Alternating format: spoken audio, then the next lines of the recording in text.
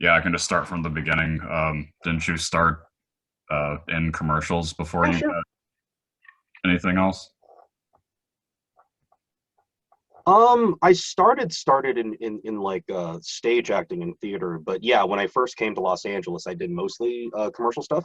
I did some stuff for like some like backgrounds for movies and TV stuff, but yeah, mainly I did uh stuff like Garmin GPS. Hmm. I did commercials for like the Discovery Channel. What else? A bunch of random other stuff. But yeah, like the first like year or so was mostly commercials. Absolutely.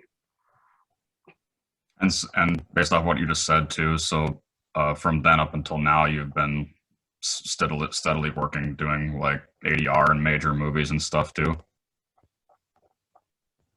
Yeah, I mean, the ADRing in ADRing in movies and stuff came later on. Like, the first few years, it was mostly like kind of like straight video games and like anime and stuff. Right. And then I started doing stuff like when big motion pictures come out, sometimes their actors are either too busy or they can't schedule to do their own ADR in their films. So they'll call us to come in and be like, yeah, so so and so is walking across the screen. They have this one off-camera line. Could you voice match them here? We just need this a clear recording of this, etc. etc. And yeah, that stuff is plentiful as long as more more busy actors are too busy to do their to do their post production stuff. We'll be Yeah. there. Yeah, I noticed that a lot of anime people in the LA area do, ADR for major movies too, even people that like from back then. I'm so sorry, man. You came in a little robot-y. I'm trying to understand what you said. Oh, Our connection's a little wonky. is it good now? I think. I heard that last part. I heard that is it good now? So probably maybe. Oh, oh no, I was just saying that I noticed that a lot of anime dub people, even from back then, still do ADR for like major movies and stuff too. Yeah, it's hard to find people with developed ADR skills. It's kind of like a niche thing to be in, right? So like, if you develop a good timing with ADR, that it kind of stays with you for the rest of your life. It's like riding a bike. So yeah, the if you get good at it, you'll always be desired for your patchwork skills along the way. Right. And I'm not sure if it's in order or not, but it says that the first anime role you had was in the first Haruhi Suzumiya series. It was. So I had just basically, this is a year after I came to LA, more or less, and I did not know what voiceover really entailed. I had no idea. I knew that like a couple of actors I liked were in it, but for the wrong reasons. For example, I knew Johnny Bosch was a voice actor, not because he was a voice actor, but because he was a Power Ranger first, and I was like, Yeah. um, so when I I I did a I did like an anime review show for Bang Zoom Entertainment back in the day called Anime TV. And at the end of filming the first season, the director of that show, who just so happened to be working on Haruhi Suzumiya, apologies, the Melancholy of Haruhi Suzumiya, brought me in and had me read some stuff for the show. And ever since then, they've been calling me back. And like a year or so into that, I was like, I should probably make a demo and make a thing of this. So yeah, Haruhi was my um, first ever anything I recorded on. It was my first voiceover project. Period. Not just anime. Okay. Hmm. And would your like first major, like more major anime role would have been Zero no Tsukaima? Zero so count. Was that familiar Zero? Was that the one with the Yeah. I think that's familiar. Yeah. Yeah, I think that was my first like quote unquote named role. I was like a talking sword. I Yep. was like yeah, Durflinger, I think his name was Durflinger. And I did like I did like a Gilbert Gottfried impression for that character. Because I didn't that was still back then where I was like I'm not quite sure if I'm 100% knowing what I'm doing yet. So let's just steal from the best and hope for the best. Um, Yeah. That was a fun character. I was doing that character and a show called Magical Girl Lyrical Nanoha, I think around the same time. Yep. And I was also a talking weapon in that one. I was a German hammer called Graf Eisen. So I was Graf Eisen and Derflinger around like the same kind of time. So it was fun. For a while, I thought my future was in talking weaponry. I know that Skip Beat would have been around that same time too. Skippy came around like it existed during that time, but Skippy didn't get its dub until much later. Oh, So okay. even though the show came out around the same time, yeah. So it was dubbed further down the line. I forget exactly when, but it was several years down the line that it was actually dubbed. In terms of video games, do you remember what your first video game credit would have been to? Yes, I think it was uh the original Blaze Blue. The original Blaze Blue, when it first came out, I remember being really excited because I had never been in a video game before. I have very vivid emotional memories about that because I was playing through. It was like, oh man, I'm in a fighting game. It was beautiful. I was like a random background guys, of course. I was like a scientist. I was like, one of the characters like friends in the storyline. Um, like the I think the first major video game I was ever in was I think uh, Fist of the North Star Ken's Rage when I Yep. got to voice Kenshiro. That was a really cool moment. But like the first video game I think was still the honor belongs to Blaze Blue. And I did read that is the most difficult voice role you've ever done. Is it still Disgaea 5? Oh my god, yeah. Oh man, not even close. I haven't even done anything close to Red Magnus in terms of difficulty. I've done war games, I've fighting games, nothing even in the same ballpark. And for your viewers, let me explain why. Red Magnus in Disgaea 5. All right, so before even that, in voiceover we have a scale, right? We have a loudness scale that goes from 1 to 4. 1 is a stage whisper like, "Hey, what's up? Blah blah blah blah over there," right? 2 is just normal talking, you and me right now, just shooting stuff. 3 is slightly elevated, like, hey, blah blah blah blah. Well, look out! Well, you're just basically like shouting across the room, right? Like you're trying to get someone's attention. It's like, hey, blah. 4 is full on. You're being set on fire. You're being pushed off a cliff. Grenades going off. That stuff. And Red Magnus existed at all times at like a 3.5 minimum. So it was the first and only time where I ever experienced coughing up blood in my profession. Like I hurt myself. I didn't know what my limits were at the time. I didn't know how far I could push my throat before something went awry. Now I know.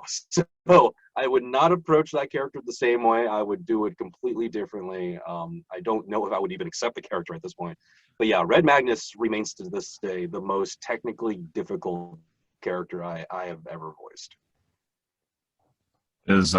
Is doing video game characters in general too? Is that more difficult for you in terms of voice acting? It depends. So, depending on what you're doing in voiceover, I have a range of difficulty in my mind. So, like, uh, so voiceover for video games is harder vocally, like stress-wise, than it is for like maybe some anime, right? Hmm. Unless you're in a very combat-heavy anime like Dragon Ball or something like that, you're probably going to be yelling more in your video game sessions. While on the anime side, it's far more difficult technique-wise to sync up the acting with the lip flaps. Right. So in most video games, you don't have to worry about matching lip flaps. But for anime specifically, you have to worry about all the flappage matching the acting itself. So Hmm. in that way, it's far more technically difficult than video games. And in fact, kind of ranks in my mind as the hardest form of voiceover, which is funny because it's paid so much less than other forms of voiceover. Um, you have to have so many skills in your bag to appropriately and consistently do anime well. While in video games, it's more vocally stressful. It requires less thinking. right? You can sort of just perform because you don't have to worry about some of the extra stuff. Well, commercial work is the highest paid and easiest of all, where you go in, you say like 7 words, and they pay you a huge sum of money. You go home. Right? It's not fair. It's not fair, but it is what it is. Yeah, when I was talking to Julie Madalena and Terrence Stone about Dynasty Warriors, they said that that was kind of difficult because they were told that they weren't allowed to emote as much when they were talking because they wanted, like the directors or whatever, wanted it to be how people would actually talk way back and way back then too. Was that your same experience on the Dynasty Warriors games also? I don't remember a specific note about emoting a certain way due to the historical context. I know that they didn't want anyone to sound quote unquote modern, so they didn't want any sort of modern slang or modern sort of like contractions of words that like you don't want some Dynasty where you're going like, hey, what up, like Right. that's not something they were looking for. For Dynasty Warriors, I recall that I was actually given fairly a good amount of leeway to guide how the personality of my character went. I don't know. I know for Dynasty Warriors specifically, a lot of the acting was restricted by the very like specific flaps we had to match. Right. So Dynasty Warriors comes already made. All the motion capture is already done, so all the lip flappage is already in place. So when we do it here in the West, we have to exactly match it to that lip flappage, which sometimes leads to interesting line deliveries. Like when you're in the middle of saying, we have to take our army over the crest of that next hill, but the Japanese voice puts in like 2 major pauses in there because that's just how their language works, right? So you end up with something like, we must take our armies and rise over the crest of that hill, just because it's physically impossible for us to complete that sentence using the actual spaces they have that sounds more proper to the Western ear. Sometimes we sort of just have to make those sacrifices in order to make the scene work. And in games like that and the Tekken series, are you getting like physical in the booth too, with attack sounds and anything like that? Yeah. So I mean, like if you do a bunch of fighting games, it's important to keep your repertoire of like reactions kind of fresh, because if you're doing like a couple a month, right, you don't want to sound the same in every single one. And a good way of doing that is alternating between letters when you either strike or get hit. And what I mean by this is this: it's like a kind of easy, a simple technique for people to do if they do this stuff. You start with A, and then you go to B, and then C, and you sort of form your reactions around that. So for example, if I'm getting hit, right, and I want a couple of different sounding ones, and I'm not quite sure where to go, so I can just give some of these like,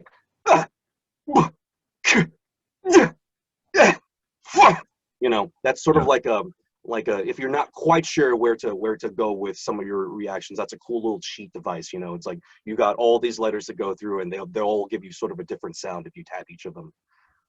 Another thing to do is to picture where on your body you are getting struck, and then getting and you're producing the pain sound from there, right? So if you're getting hit in the gut, that's going to sound way different than if you're getting hit in the face. If you're getting hit in the face, it's more of like a, you hear the cheek sort of get crushed under the fist. But if it's a gut shot, it's obviously going to be more like, right? It's a more like internal like upchuck sound. So yeah, diversify your portfolio of pain, and you should do fine. And then with when it comes to being in the Danganronpa games, when you play more than one character, that's kind of more of a main character. How is your approach with that too? Is it just coming up with a totally different voice for each one? Yeah. So Danganronpa, yeah, I have had to play several characters on the Danganronpa franchise. I don't think it's so much as coming up as a different quote unquote voice than it is like just the personality of the character. Because if you break down, like, let's say Hagakure, right, the guy with the crystal ball, and you break down the dude with the I forget his name, I'm so sorry, the guy with the hat, what's his name, starts with a K. Koichi. I'm thinking it's Koichi. So the guy with the hat, Koichi, and then Gonta. If you really just kind of listen to their voices, it's the same vocal quality, but it's just sort of done in different ways. So Gonta is much more staccato because he wasn't raised with our language. Koichi is a lot more suave because he's, you know, an alcoholic. And Hagakure is a way more like kind of like, you know, hey bro, like I'm absolutely 100% correct 33% of the time, you know, like he's that kind of bro. So I differed it up. I was fortunate because the three characters had such different personalities that we were able to form a character fairly quickly that was unlike the other two.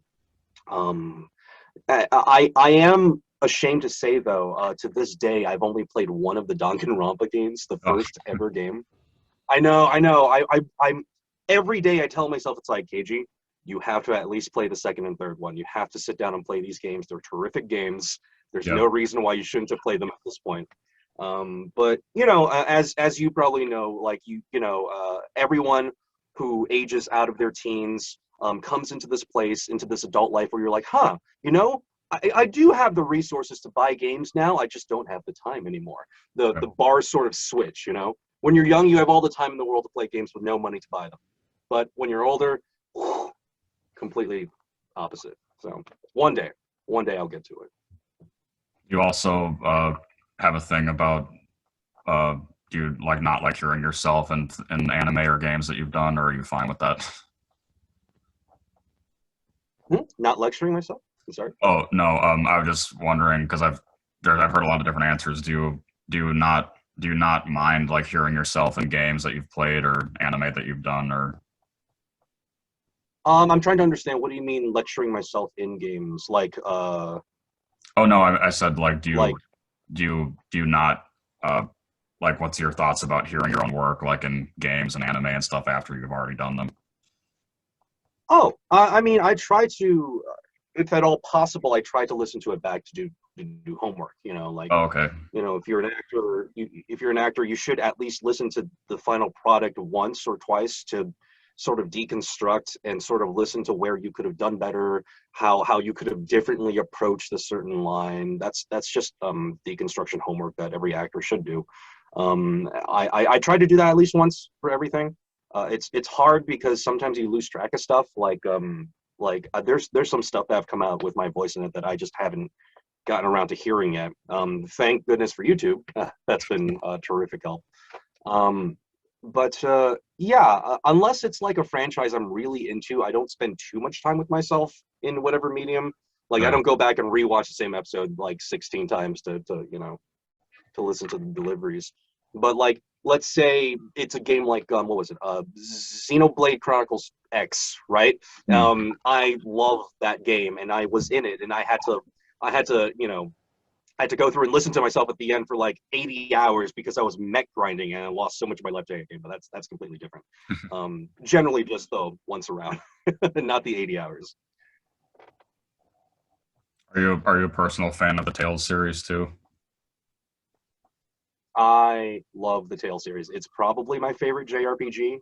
Tales of Vesperia to this day is probably still my favorite JRPG I've ever played. Yuri Lowell is still like the best protagonist I've ever encountered. Like he's the only JRPG protagonist who literally just executes the bosses that you thought you were gonna fight with him in a cutscene, and it's brutal. And his party members are like, bro, this is some evil stuff that you're doing. And they're like, whoa. And he's like, they're evil people. What you gonna do? And they're like, I guess. Wow. You know, like he was like the most neutrally great protagonist I've ever seen. Still to this day, my favorite Tales game.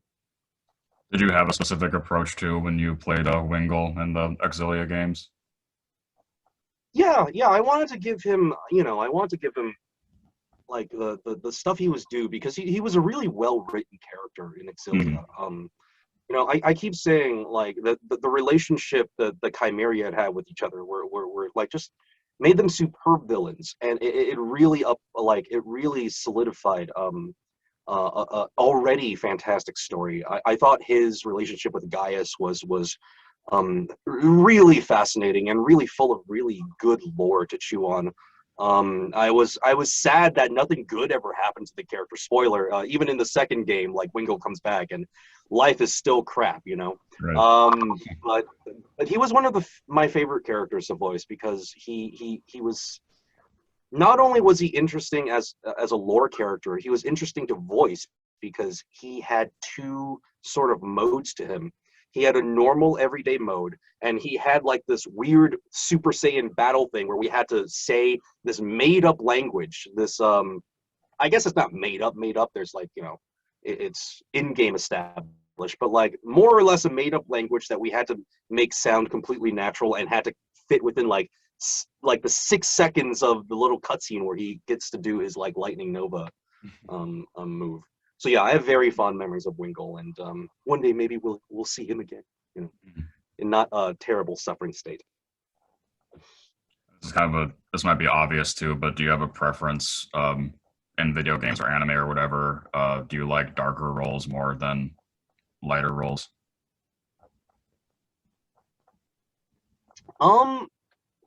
Depends. So I think my favorite stuff to voice, period, is like funny stuff. I like humor. I like laughing. But the dark, edgy stuff does come a close second because, you know, a lot of rich anime incorporates the dark, edgy stuff. And if you were to ask me like what's my favorite thing to voice, period, is either video games or anime, I probably, they're so close. Like I was a huge gamer growing up, so video games are really important to my life, but also a huge anime fan. So I guess if I had to choose one to do for the rest of my life, I'd say video games for the utilitarian reason that they pay more.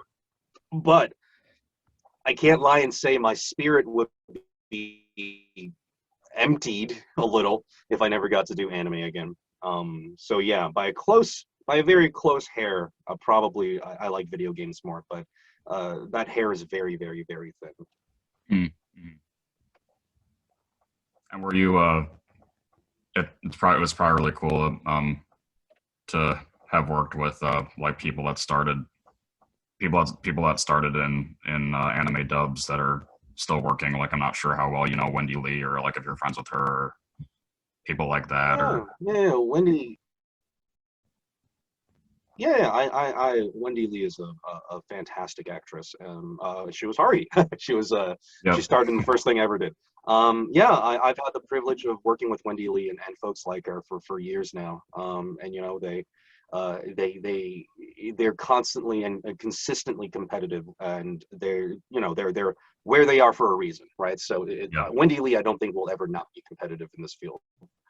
The people who stick around are really the ones to sort of absorb information from, like the ones who you can sort of look at their work and be like, okay, what makes them so successful? What choices are they making in their acting that's getting them hired so often, so much? Yeah, I do look up to a lot of folks who are still around. Jameson Price was just an outstanding actor who's been in the business forever. I think is one of like the greatest actors currently working. And I try to I use this term lovingly. I try to steal from them a lot, you know, like artists steal from each other all the time, and the same for actors. It's like a term of endearment. So if if I text like Greg Chun, right? If I'm like, this entire monologue from you, I'm stealing the acting choices, I'm stealing what you. We'll write that kind of stuff to each other. But yeah, Wendy, Steve Bloom, you know, Johnny Bosch has been in it for a while. All these folks, they're at the top of their games. Keith Silverstein, you know, all these folks who have been doing it for years and years and years. They are absolute champions and worthy of not mimicry, but study. Worthy of study. Right. Yeah, I think that I was able to get in touch with Bridget Hoffman too, and I know that she's never been interviewed before, and I think that she's like a really underrated person when it comes to anime too. Yeah, it's interesting what like gets people popular nowadays, right? It's like it's not like you know, a lot of the greatest actors have smaller online social media presences. Like for example, Jameson Price. Jameson Price, if life was fair, would have like 10 million Twitter followers, right? Like it's just the skill level he's at deserves around 10 million Twitter followers, but he doesn't have that. So it's always interesting mix to see like who, you know, like people who've been doing it forever who just aren't as active versus people who've been doing it for less time, who maybe isn't at that skill level but is far more active on social media, which gives them far more eyeballs, and that's now a real tactic and a real resource to use in Hollywood. There are projects now, whether we like it or not, that when we go into the audition room, someone will be there to look at your social media following. They'll be like, "Oh, great. Well, what's your Twitter look like? How many followers do you have?" It shouldn't matter, but you know, in this day and age, it does. Right. So we'll see where that ideology takes us in the future. And going back to anime, another obviously really fun role would have been Zumagu in Kill la Kill. Mm-hmm. Yeah. Tsumugu is an old one. He's it was my first time working with Matt Mercer, and we were we were life partners in that show.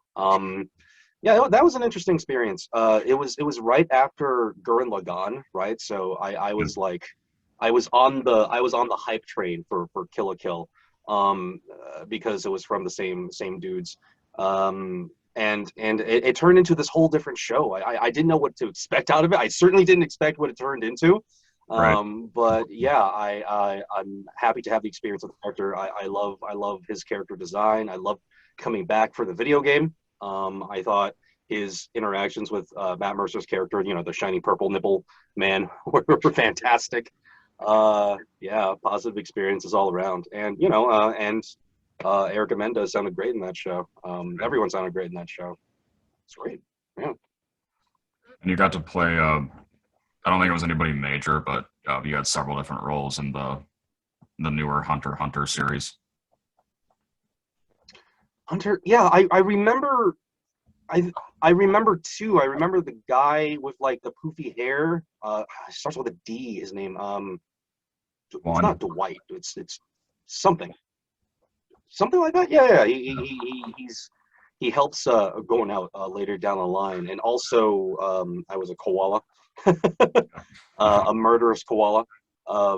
I haven't seen all of Hunter x Hunter. I know it's fantastic. I know it's a great show.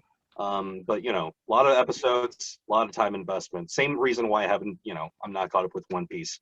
It's overwhelming at this point. But yeah, I really enjoyed my work with Hunter x Hunter. You know, anytime I get to work with Tony Oliver is really nice.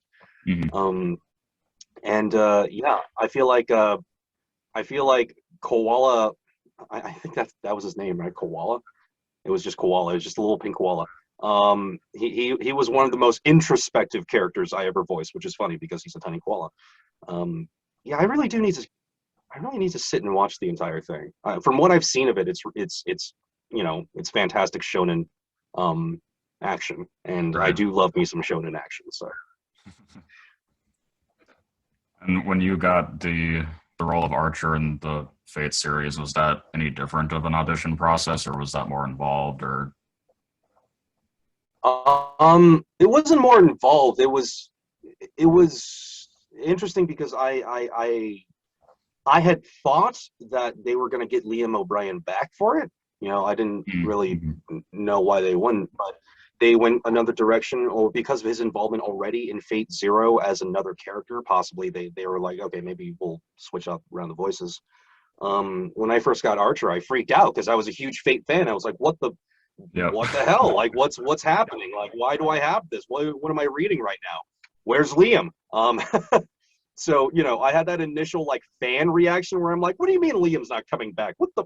And then I had to get over that. Yeah, so I had to I want to do a different perspective on Archer, where Liam did like this really kick-ass superhero read of the character, and he was like super manly and super awesome. I really wanted to focus on like the broken down characteristics of Archer, where he's like, you know, he's aside from being like the super cool character, he's like this huge nihilist, right? He's got a really unhealthy view on life, and I wanted that to come across more in our version, to separate the two.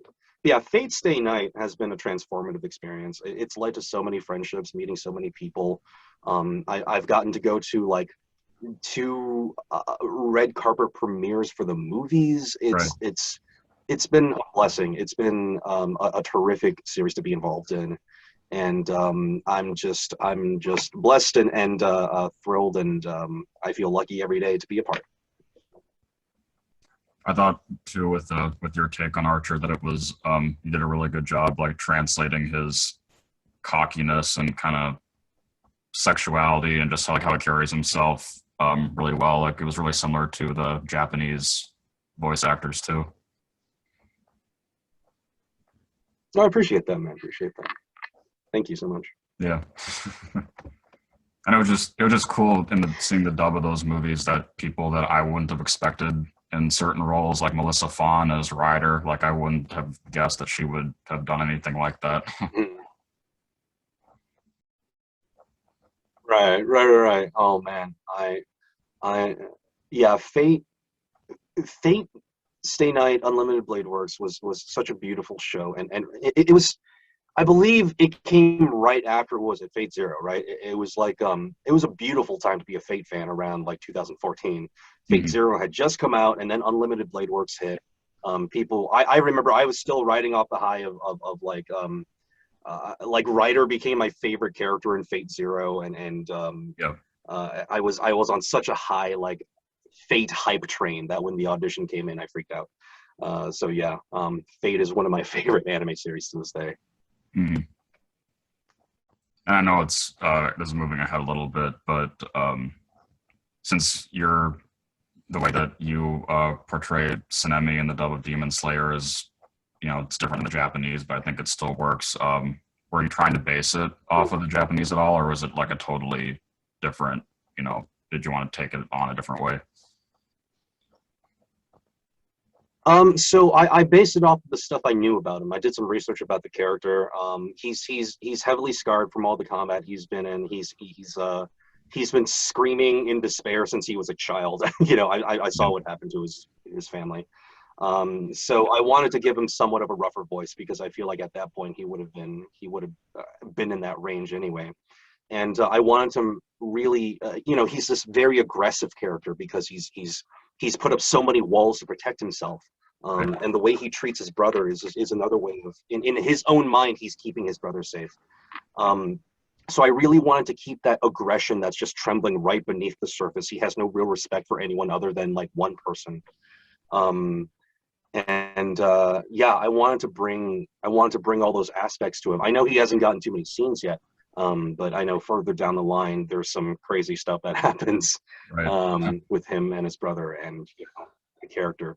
So I'm really looking forward to being able to flesh out how I view he would sound. I don't know when that part would be in the anime. I forget exactly even when it's in the manga, but like at some point down the line, in a few arcs, I think my character comes back and actually gets involved with the story. Yeah, it's such a beautiful show too, because I'm more into, you know, the anime that I grew up with, like Kenshin and Sailor Moon and everything, but I think that Demon Slayer still has, for sure. Yeah, I think that Demon Slayer still has like a really Kenshin still holds up too. If anyone goes back, it captured me because it really did bring back stuff like you said, like the Kenshin feel and vibe. Like I love old school samurai shows like that. Right. I actually watched Kenshin from episode 1 to the very last episode when they sort of ran out of money. Like I watched every single one of those episodes. It was so good. It was, I mean, like after a while, maybe it wasn't good, but like you have to, you're invested at that point. You've watched like 200 episodes. You might as well watch it again. I'm wondering, how you approach Vegeta, because I didn't even know that until really recently that it was dubbed. I just thought that Funimation dubbed like all of the series. Mhm. Yeah, so it was. Yeah, it was for a different market. It was not for the Americas. It was for Southeast Asia, Oh, which okay. I was really excited for because I have some family. So that's why we were able to do our version for the different market. I it was a really fun experience doing Vegeta because it's a character I grew up watching and listening to several actors do their take on it. So I wanted some sort of a marriage between the Drummond and Sabat Vegetas. The Drummond Vegeta was probably my favorite, Yeah. but I do like the sort of royal accent that the Sabat Vegeta had. So I tried to marry the two. Um, and by the time we were pretty far into the show, I thought my Vegeta probably had a bit more comedic stuff to him, just because the way I like to act. So like when he was doing the stuff with like the eggs and like trying to make an omelet or whatever, it almost started leaning like abridged sounding, Yeah. because we were putting so much funny into it. Yeah, that was a there's no real replicating the experience of being able to like turn Super Saiyan during a session. It's one of those um, uh, bucket list things you check off, and you're like, oh, turn Super Saiyan today. That's great. Whoop, threw a key blast today. That's fantastic. So yeah, Yeah. I'll always treasure that experience in my heart because that's probably not going to come around again in the future. So I'll cherish the memories that I have. I'm sure it was really cool too to step into playing Guts in the newer Berserk series.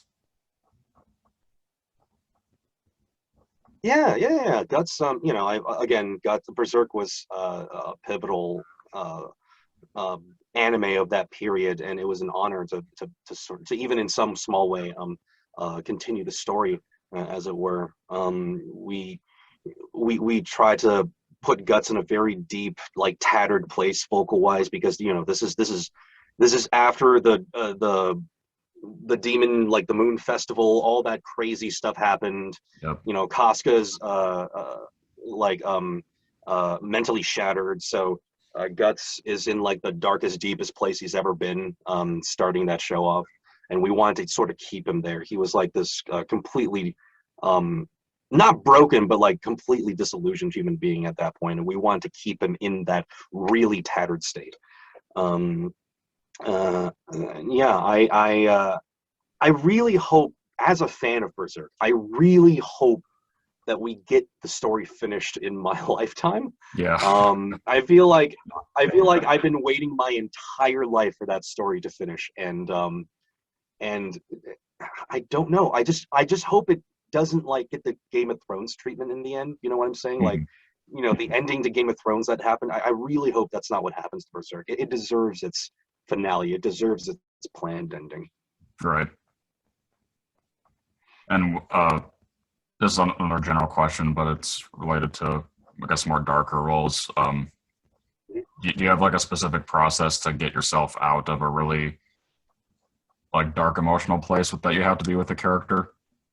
I mean that's yeah. I mean, the good thing about voiceover is when you have to put yourself in that place after the take is done. The director generally will let you like take a second and cool off if you really need it. I know for some projects, we do this every day, and there are certain deadlines. There are certain times when, like, the recording deadline's getting close, and you have to produce these heavy emotional scenes, not just consistently, but quickly. So Mhm. in those periods, there's very little cooling off time because you're like, okay, this line, and the next line, and the next line, we got to get this done. But for like larger projects that have more budget and more time to record, yeah, they'll take the time with you and be like, hey, okay, we're going to section out this day for this emotional stuff, right? They're not going to, if they can help it, they're not going to put it in the same day as like the funny stuff or like the whatever stuff, right? They want to carve out a piece of time specifically for that because a lot of actors can't get into that headspace right away. They need like 10 minutes or they need 5 minutes to sort of like, okay, hold on, let me summon up past trauma into my head so I can get sad. Yeah. Yeah, so the coming down process of that can range in intensity depending on what's been happening that day. Mm-hmm. And you might have been asked this already, I'm sure, but when you got the role of Pikachu in that game, was that something that was really involved, or was that also kind of a normal audition? I mean, it was involved in that there was a couple round of like callbacks, which Yeah. which for like larger title characters for larger projects, they'll hold callbacks just to see for sure if you fit the role. So you'll read once, they'll like you, they'll put you on a short list, right? They'll be like, okay, top 5 in our short list, send another round out, have them read again, and from that last 5 auditions, they'll pick one. So I made it to the callback, sent it in, and they picked me. So it was slightly more involved than regular auditions, but same process. Mm-hmm. Yeah, Detective Pikachu was a fun one. I saw the Ryan Reynolds version; that was really excellent too. So I'm glad it made the transition so well into film. Were you asked to be in the movie, or? Oh no! I was not. No, no. That was. I am not a high enough caliber for them to be like, yes, bring the original voice of Detective Pikachu in. No, that would have been fun. That would have been fun. But no, I was not. I was not approached specifically to add my voice to that film. It was really fun too, just, obviously seeing Pikachu in that kind of like hard edge detective context. Yeah, I think my favorite part about that Detective Pikachu is he doesn't have the cardio to pull off most Pokemon moves. Yeah. He's just not in shape enough to do like a Iron Tail or a Quick Attack. I think that's the most endearing part of him. He waddles. I get that. I feel that. And another one of my favorite roles of yours is in Bungo Stray Dogs. Because I think, yeah, Dazai is a really fun character, and I thought it was cool to see you in that role too, because it's another thing that I wouldn't have necessarily expected. Yeah, I got that role when okay, so like I auditioned for that role before I went on my honeymoon. And Okay. they told me that I was cast right smack in the middle of my honeymoon. And they were like, "So what's your schedule like next week?" And I was like, I'm going to Beijing." So for a second, I thought I wasn't gonna get this role. I was like, "Oh, there's no way they're gonna wait for me to come back from my honeymoon to record this. I'm donezo." But they did. They were very nice. They somehow fitted into their schedule to the wait the 2 weeks that I had left in China. And when I came back, it was again it was another one of those like really transformative roles in my life because it spawned so many more opportunities to work with different people. It's like it's kind of like the show that keeps on giving, where there's like a rumored season 4 in the works. Right. And Dazai himself is just such an interesting, very dark character, but also hilarious. Like Yeah. I've never seen terminal depression look so funny. like, Yeah. like this dude is like so. His view on the world is so toxic, but he's doing his best. So yeah, I'm blessed to be able to voice Dazai, and I hope I'm doing him justice. And like if you go and read some of the original author's works, like No Longer Human, you can really that's where I do my homework for the character. Like I read the author's works and I sort of see where the animators and the creators of Bungo Stray Dogs sort of want the character to sort of come from, and I try to put as much of that as possible in there. And do you have like a single favorite aspect of his character, how it translates in the anime? Oh, Dazai? Yeah. Yeah, I'm my favorite thing about Dazai is like as trolly as he is, as whimsical and whatnot as he is, I never want to forget that he's like ill. He's like mentally ill. He's Yeah. really in this bad place. So every opportunity I get to drop him into like this a more grave tone or a more like a peek behind the window, I really savor those moments. And those come up not often, but when they do, they're great character growth moments. You know, when you see Dazai go from this happy, whimsical person to the person he actually is, a bitter kind of person underneath all the lulls. You know, Yeah. that's the part all of us can sort of relate to. It's like it doesn't really matter how smart this guy is, how talented. At the end of the day, he's just a lonely guy, and he doesn't really know how to handle that. You know, he had to take advice from a dying friend about maybe trying to be a good person if nothing really matters to him overall, if everything's sort of the same regardless, if life is crappy, whether or not you do good, why don't you do good in order to make this existence a little lighter for everyone? If there is no difference, you know, why not do good? And I think that's also another part of why I like Dazai so much. When confronted with like the choice of just doing harm because he doesn't believe in anything, and the choice of just doing good because he doesn't believe anything, he chose doing good. Yep. And in that way, I think there's a sort of ability for him to what's the word reclaim humanity a little bit. There's hope for him. There's hope for Dazai, which is I like very much. Mm-hmm. You got to be in a really beautiful series, Forest of Piano, too. Yes, yeah. I didn't get to see a lot of that because my character comes in and out fairly chaotically. But I love any show that sort of hyper focuses on something like that. Like when you have a show all about a certain subject, more oftentimes than not, it's made out of a place of love from that subject, and it always tends to be fairly good. You know, whether or not it's like a show about rock climbing, which there is one. There's an anime about rock climbing, and it's like it gets really nerdy about it, right? So if you were even a little interested in rock climbing, it's got you for the whole show. Or even if you you know, like to a lesser extent, a show like Yu-Gi-Oh! If you like card games, it catches you real hard. Force of Piano is sort of like that, but with piano play. I'm not familiar with piano terminology and how one does and etc. But anyone who is even a little familiar with piano playing probably would get a lot out of it. And also, the music is beautiful. Yep. It's one of the most gorgeous sounding shows I've been a part of. So yeah, that was a really great experience. I think it's really interesting that anime specifically has the way to make normal kind of subjects like that, like sports or music or anything, like so interesting. Yeah, I know anime fans who had no interest in sports before they started watching anime, and then they'll watch a show like, what was it, Hajime no Ippo, right? Like the boxing show. And suddenly they're huge boxing fans, right? Or they'll watch one of the basketball shows, and suddenly they know about basketball, and they're like, oh crap, there's strategy, and I'm interested, right?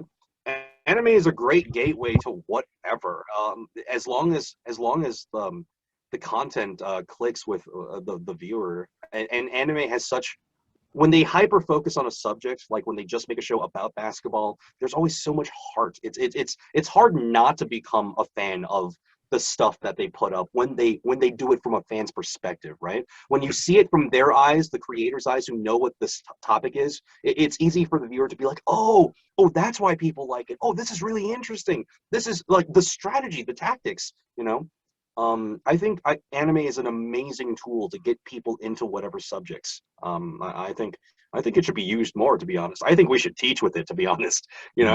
I feel like if you're part of like a basketball team, you should watch like a basketball anime. If you're part of a boxing club, you should watch Hajime no Ippo. Right. I feel like it would help. And so one of your longest running roles, Hendrickson, Seven Deadly Sins. Mm-hmm. Yeah, Hendrickson. Hendrickson. Oh man, he's gone through a lot. Like the first season, he was just irredeemably evil. He was like one of those magnificent bastard characters who's like, "Mwahaha, I am evil." But then, of course, they gave him a tragic backstory, like you do with villains after the first season. and somehow he survived his complete obliteration at the end of season 1. Spoilers. And now he's like a great guy. I don't know. Every time I go back to record from him, he seems to be in like a much better mood. You know, he's like helping Meliodas now. He's like part of the gang. He's like BFFs with the princess. He's a druid now. So I'm glad. I'm happy for Hendy. You know, he's in a much happier, much better place than he was in season 1. Did you think that you'd be playing the role for that long, or did you already know like how long the anime was lasting? No, I didn't know. I didn't know what happened in the manga beforehand. So I thought the end of season 1 was the end of it because of the nature of how he goes out. Again, spoilers. So like, yeah, after that episode, I'm like, all right, well, I'm done with Seven Deadly Sins. That was fun. And when they called me back for the second season, I was literally like, how though? Is he just gonna be in flashbacks the entire time? And I don't know, anime magic, you know. There's no permadeath in anime as long as there's a creative will. And brand new series that's already super popular, and you got to be arguably like the most popular character, Gojo in Jujutsu Kaisen. Yeah, man. Jujutsu Kaisen was one that creeped up on me. I didn't know anything about it before I did the audition. All I knew was what the character looked like and like the 2 video clips they included, right? So like I got the audition, I Googled the series really quick, I read a couple of chapters of the manga, and I sent it in, and they picked me. It wasn't until after we started recording I realized like what a huge deal this series was. Every episode was so beautiful and so meticulously crafted. Mappa has been killing it these past couple of years. They are like, I don't know how they do it and still get sleep. You know, they seem to be working on so many things at the same time, but the quality certainly has not slipped. Jujutsu Kaisen is one of those shows that I really did become a fan of after I started. Not everything I work on I become a fan of afterwards, because you know you only have so much time in the day, and then you know, et cetera, et cetera. But Jujutsu Kaisen I is one of those shows I do make sure to keep on my weekly sort of like rotation. It's I have that experience with it that I had with My Hero during the first season, where it's like, yeah, it is the shonen archetype, right? But it's done and polished and presented in a way where it's still super fun and super fresh and like super engaging.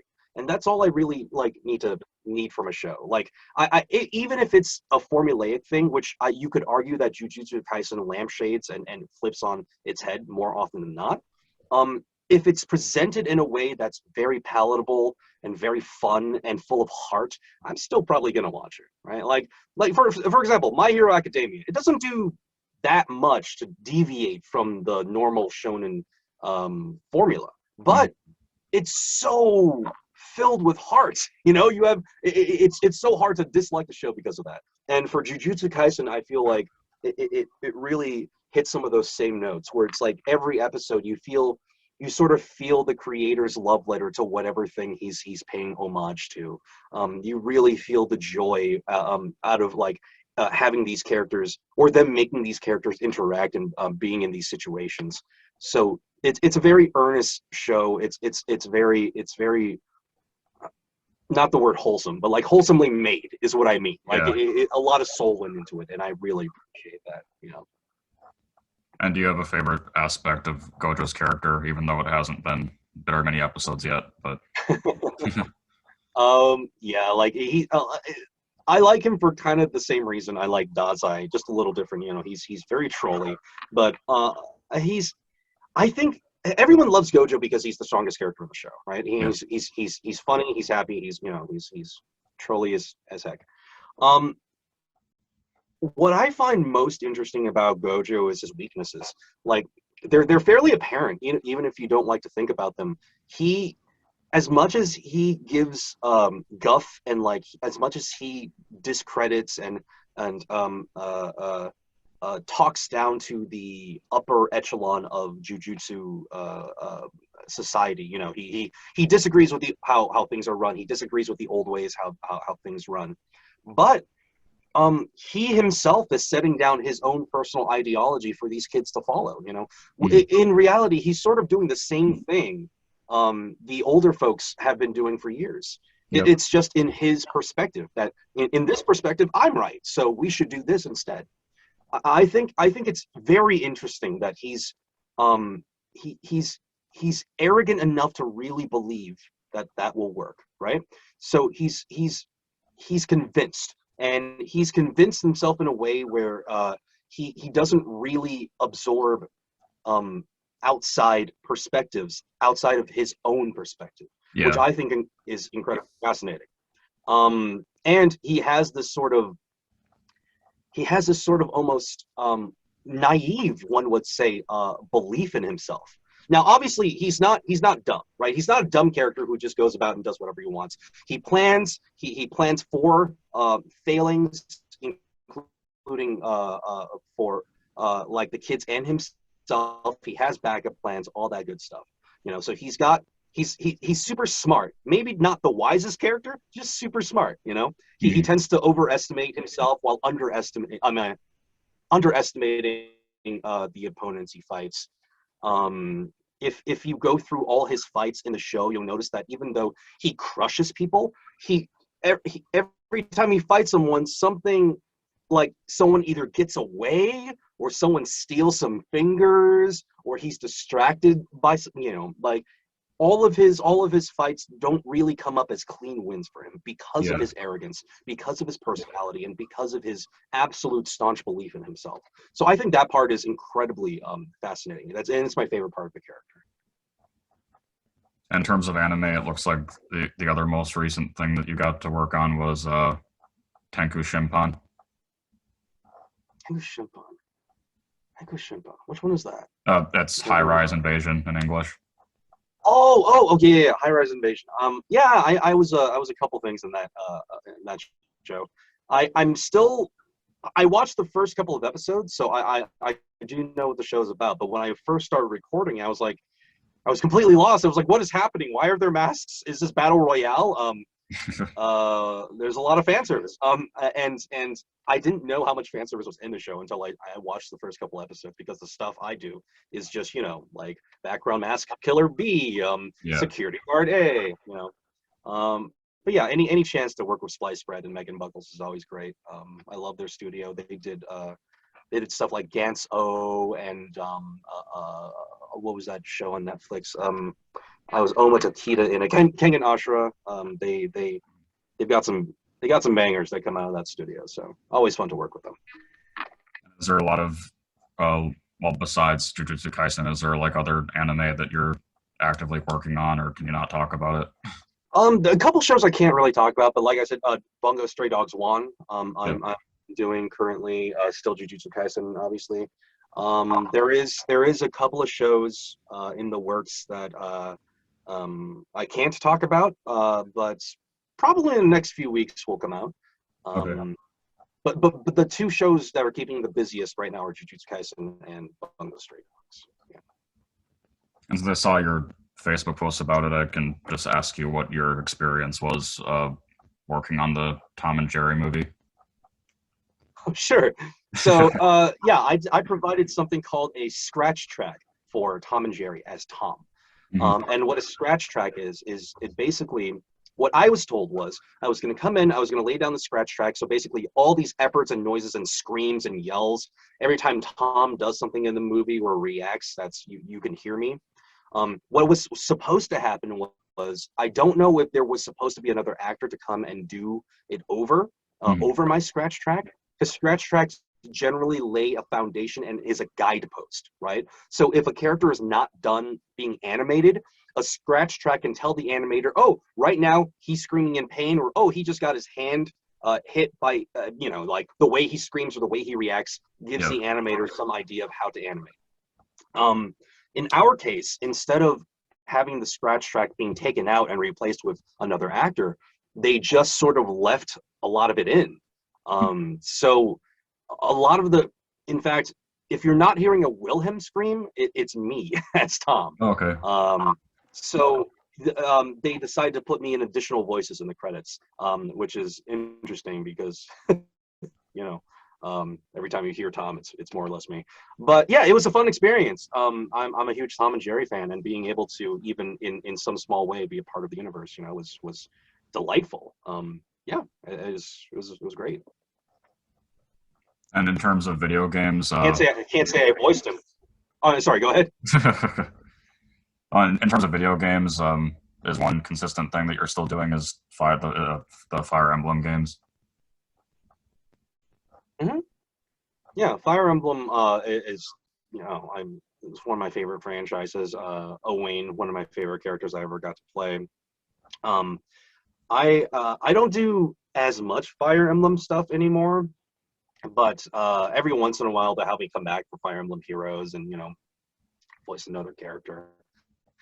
But I'm or something. They'll call me back for it, But any chance to get to work for Nintendo is always great. Fire Emblem, I'm really happy for as a series, because before Awakening released, it was looking pretty bad, pretty dark for the franchise, at least here in the West. But after Awakening, there was this huge resurgence in Fire Emblem popularity, and thank goodness, because I love those games so much. And they've sort of been given the second chance at life here in the States. So I hope that continues. I hope my grandchildren are playing Fire Emblem. I thought it was really cool too that seemingly every anime dub person in LA was in the Final Fantasy VII remake, like as background voices. Or hard not to be. There's a lot of characters in that game. There are like crazy amounts of characters. Like I was in there and they were saying like they couldn't find enough people. Have you played? You probably played through a bit of FF7. There's the amount of background dialogue that happens when you just sort of walk through a town is insane. Every town, every little piece of the town has someone yabbering about something, and if you stick around long enough, you'll go through entire conversations, like different stuff you would never have heard if you were just walking through. Right. All of that had to be recorded with different actors. So when you saw that giant list, it was like and our community made this joke when it first came out. It was like the Smash Brothers Ultimate character select screen. Okay. It's like oh shit, everyone is here. Look, everyone made it in. So yeah, that was a really fun experience, and it's gonna keep all of us working for a while, because who knows how many Final Fantasy VIIs are coming down the line. This was just the first Final Fantasy VII, probably at least 3 or 4 more. So we'll see. When was the last time you did Jan Lee in the Dead or Alive series? Is it a while ago now? Yeah, Dead or Alive, what was it, 6 was the last one? Yeah. Right? Yeah, Dead or Alive 6. I don't remember exactly what year that happened, but always good to wata. Jan Lee, interestingly enough, I booked that character after I did Ken's Rage, Fist of North Star Ken's Rage, and I think they cast me because of the same atatatataz. Kenshiro and Jan Lee, of course, share sort of the same kind of like vocalizations, the Bruce Lee like high-pitched bird screams, Yeah. So I think I got that role directly off of Kenshiro's bag. I guess the last thing I can ask you, I like to end every interview I do with asking what do you want your legacy to be in terms of like the roles that you've played so far. And I'm not too much worried about legacy. If in the future someone boots up one of the pieces of media I'm in and has a good time with it, that's all I can really ask for. To be honest, I'm more often than not when I audition for things and book things, I'm just trying to get stuff that'll impress my wife. I'm at that stage of my life where. But yeah, in the future when I'm retired and all voiceover is done by AI or whatever, it's gonna happen.